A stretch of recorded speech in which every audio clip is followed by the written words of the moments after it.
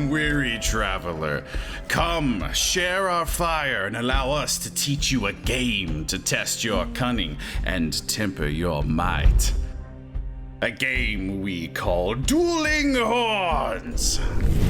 Gather your faithful warriors and prepare the field, for battle is at hand. But first, you must beseech the fates for their favor. It is time to take to the field. Position your warriors in a shield wall on the mound, but be wary. Victory may be decided on this muddy ground. Seat your king in his place of honor.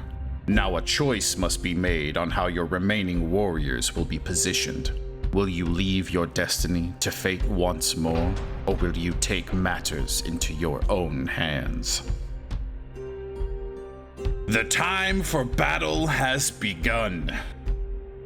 During your turn, you may command one warrior to secure ideal ground. A warrior can move any number of spaces vertically, horizontally, or diagonally.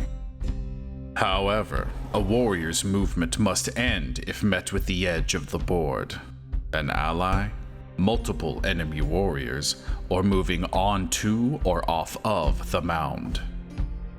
Instead, during your turn, you can command your warrior to charge and stun your opponent to take his position. Once a warrior is stunned, he is flipped over to reveal a bloody, broken shield. A stunned warrior cannot be moved or aid his brothers until he has had a turn to recover. Just like moving, warriors can charge vertically, horizontally, or diagonally. You can only command a charge against a single enemy warrior at a time and cannot charge if they are adjacent pieces preventing it. Beware the edge of the battlefield, for those spaces have been soaked in blood as a warning. If a warrior is charged and pushed off the board, they will be crippled and must be set aside. There is strength in numbers. Strike back by flanking your unsuspecting foe with two of your own warriors. Flanking can occur vertically, horizontally, or diagonally.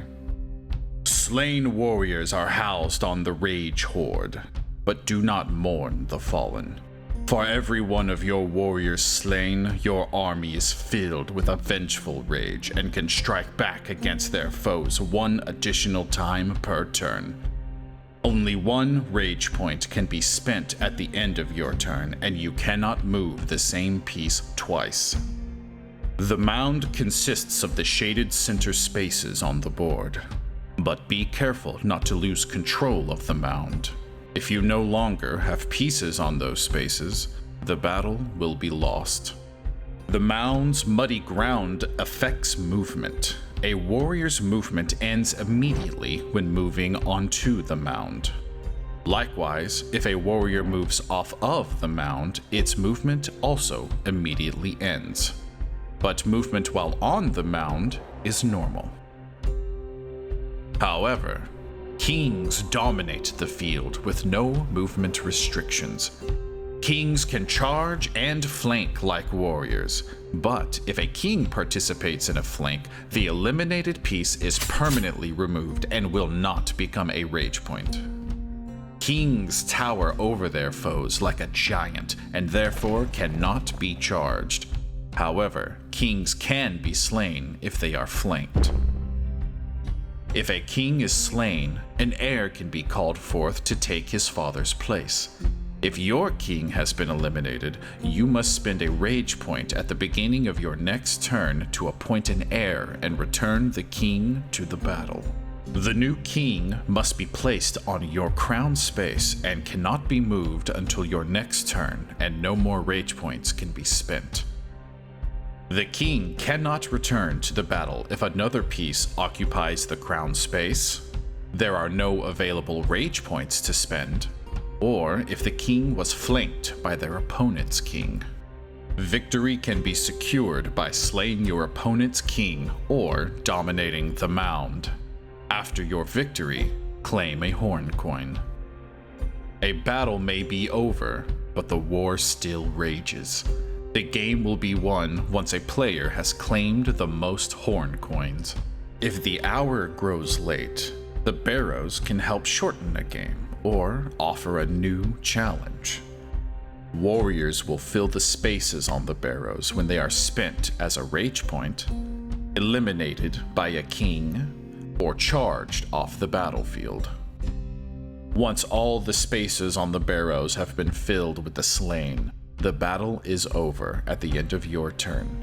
If a player has not won by the normal victory conditions, then the winner is determined by who has the most warriors remaining on the mound. If a king is there, he counts for 2 pieces. Such is the fate to befall those who play a game of dueling horns! We hope you've enjoyed this tutorial.